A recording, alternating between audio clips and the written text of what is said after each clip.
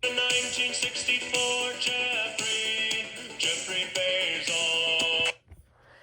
As you can probably tell, my topic for this assignment is Jeff Bezos, or more specifically, the top 1%, and how Marx's conflict theory connects to class structure. Marx is structured like a house. For instance, this dollhouse. He came up with the conflict theory, which talks about economic issues. Marx's conflict theory focuses on hegemony, class, and structure. See, there are people like Jeff Bezos who have lots of money, who can afford this massive house. And they relate more to the bourgeoisie group of people. They are the top tier upper class folks. Then we have your everyday citizens who can barely afford this small, teeny tiny dollhouse, which would act as a real house.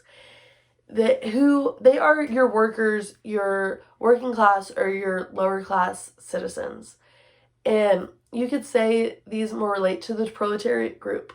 The issue with the vast differences between these two classes is that, look at the size comparison of this house, which I can't even fit in full frame, and this house. Imagine that difference in a more wide scale. The issue with this is that the wealthy have a huge amount of excess funds. In fact, they have houses on top of houses. They could afford this big dollhouse, this working class house, and this middle class house. And it doesn't stop there. They could have as many houses as they want, basically. And the top 1% have so much money that they could be donating and should be donating so that we don't have such a big economic difference.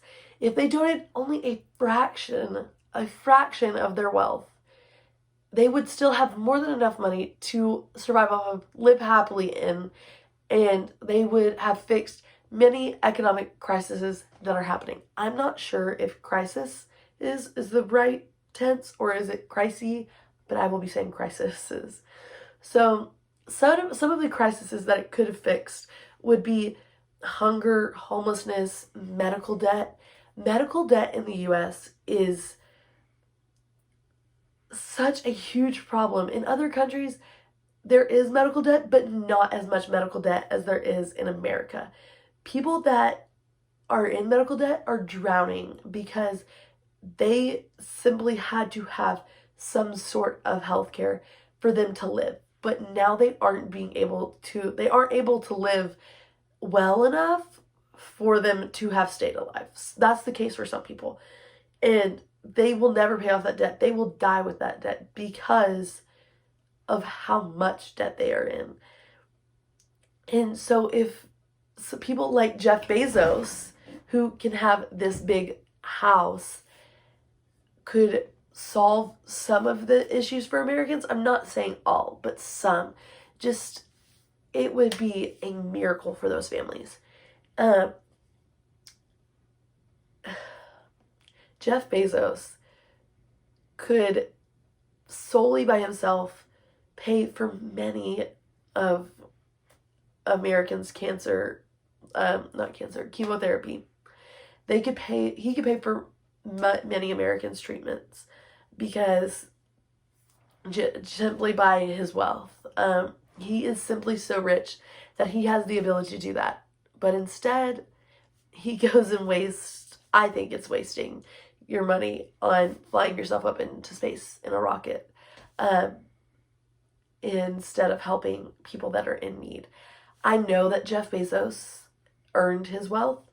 I know that he started Amazon by himself, but him coming from a place of hard work, he should want to give back to people. I know that he donates some of his money, but it is such a small fraction of his money that it barely makes a difference. It's not even a drop in the bucket. So the class differences could be simply resolved by changes that would impact the rich, but not in such a way that it would financially destroy them.